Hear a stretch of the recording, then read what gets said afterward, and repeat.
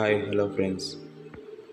నేను ఈరోజు మీకు పిఎఫ్లో ఏమైనా ప్రాబ్లం ఉంటే దాని గురించి మనం పిఎఫ్ ఆఫీస్కి రిక్వెషన్ పెట్టడానికి పిఎఫ్ గ్రేవియన్సీ అనే ఒక వెబ్సైట్ ఉంటుంది. ఇగో ఇక్కడ చూపిస్తున్నట్టుగా పిఎఫ్ గ్రేవియన్సీ మేనేజ్మెంట్ సిస్టమ్.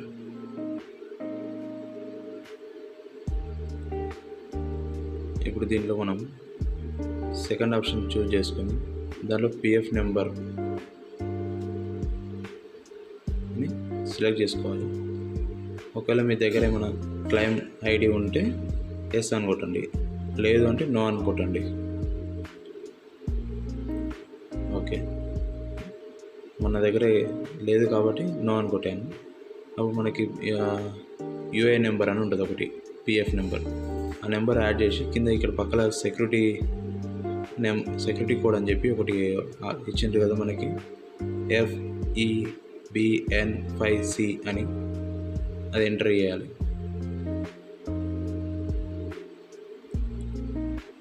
తర్వాత మన డీటెయిల్స్ మొత్తం వచ్చేసాయి. అప్పుడు గెట్ ఓటీపీ క్లిక్ చేయాలి.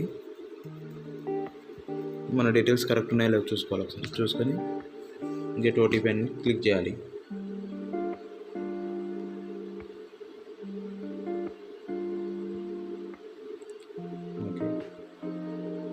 మేము పిఎఫ్కి ఏ నెంబర్ అయితే లింక్ ఉంటుందో ఆ నెంబర్కి మనకి ఓటీపీ వస్తుంది. ఓటీపీ కొట్టి సబ్మిట్ చేయాలి.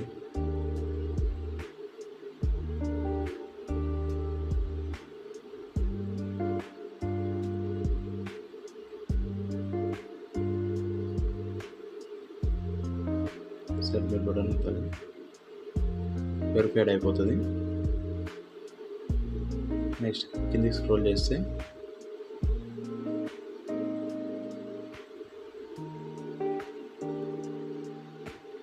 మేల్ ఫీమేల్, తర్వాత స్టేటు,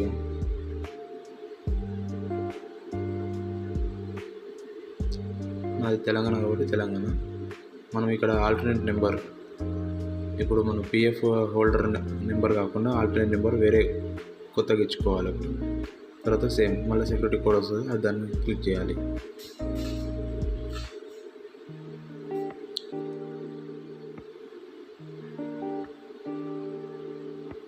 కానీ కొంచెం జాగ్రత్తగా చూసి చేయాలి, లేదనుకోండి మళ్ళీ రీక్యాప్చా అని అడుగుతుంది.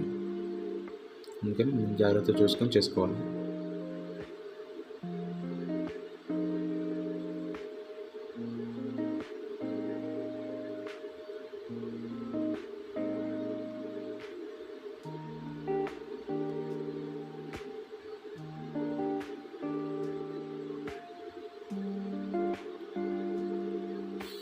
తర్వాత నెక్స్ట్ ప్రాసెస్ ఏంటంటే, మన లాగిన్ పిఎఫ్ వెబ్సైట్లోకి వెళ్ళి ఈపీఎఫ్ అని కొట్టి ఆ వెబ్సైట్లోకి వెళ్ళాలి. వెళ్ళిన తర్వాత మన లాగిన్ ఐడి కొట్టి లాగిన్ కావాలి.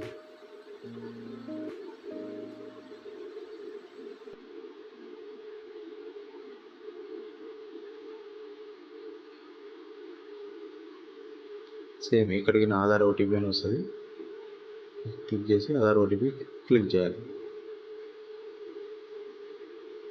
ఓటీపీ వస్తుంది. ఓటీపీ వచ్చిన తర్వాత సేమ్ మళ్ళీ కింద క్యాప్చా ఎంట్రీ చేసి సబ్మిట్ కొట్టాలి.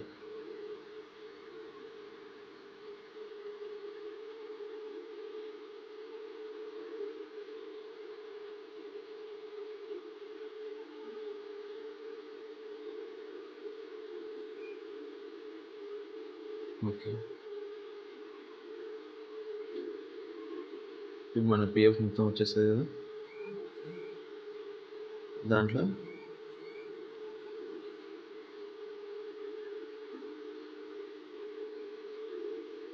జాయింట్ డిక్లరేషన్ అని ఒకటి వచ్చేస్తుంది.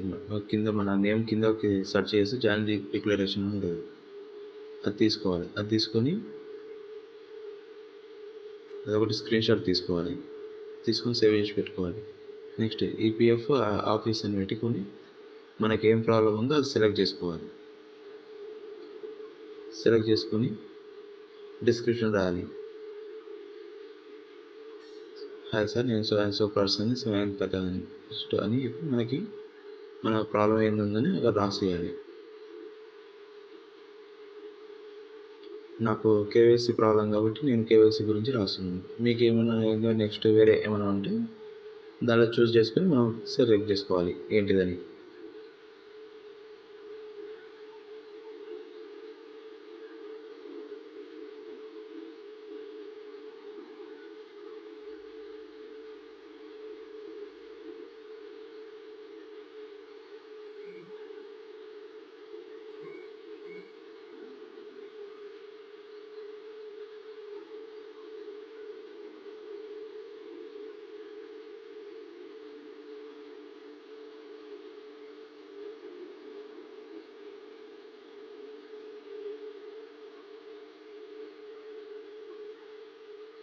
ఇక్కడ నేను చేసినట్లనే ఏం కాదు, కాకపోతే మీకు తోచినట్టు మంచిగా క్లారిటీతో వాళ్ళకి సబ్మిట్ చేయాలి.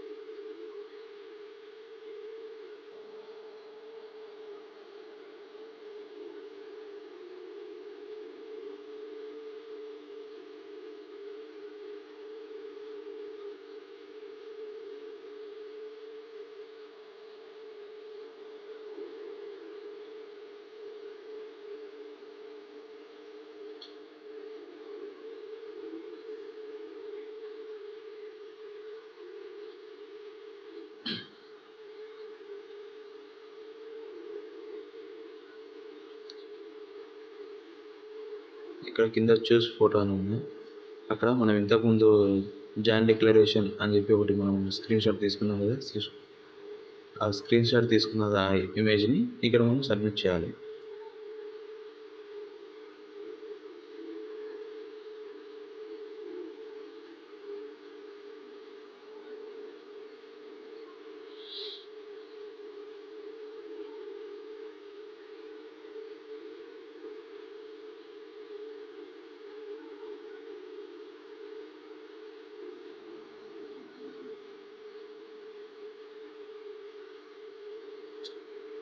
ఇలా మొత్తం దీన్ని సబ్మిట్ చేయాలి. కానీ ఆ ఇమేజ్లో కాకుండా పీడిఎఫ్లోకి చేంజ్ చేసి సబ్మిట్ చేయండి.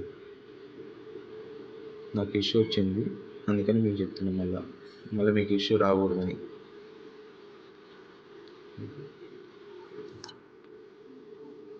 ఇంకేమైనా మీరు ఇంకా అటాచ్ చేయాలి ఏమని అనుకుంటే అటాచ్ చేయొచ్చు.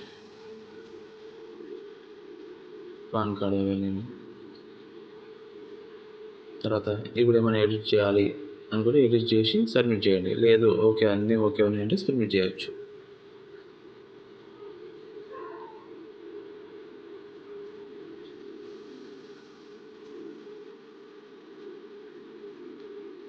ఇట్లా చూసుకోవాలి.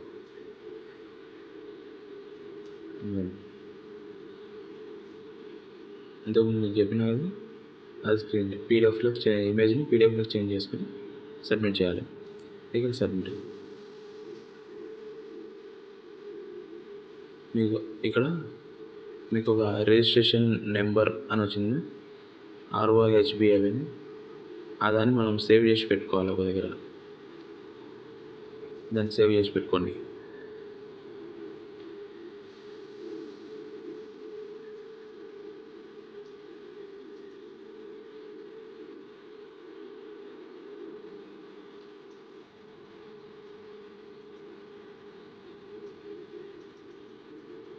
నేను ఇది సిస్టంలో చేస్తున్నాను, కానీ మీరు ఫోన్లో అయినా చేసుకోవచ్చు. దానికి క్రోమ్ ఓపెన్ చేసి దాంట్లో డెస్క్టాప్ సైట్ అని చెప్పి కొడితే అది మనకి దాంట్లో మామూలుగా ఇప్పుడు సిస్టంలో ఎలా వస్తుందో అలా వస్తుంది. దాంట్లోకి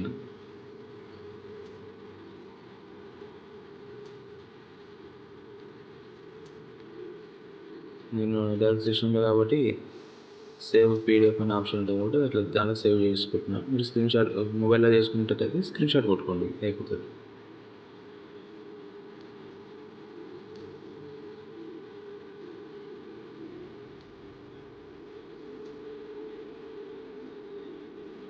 మనం చెక్ చేసుకోవాలి అనుకుంటే ఇక్కడ మళ్ళీ వచ్చింది చూడండి, రిజిస్ట్రేషన్ నెంబరు, మొబైల్ నెంబరు,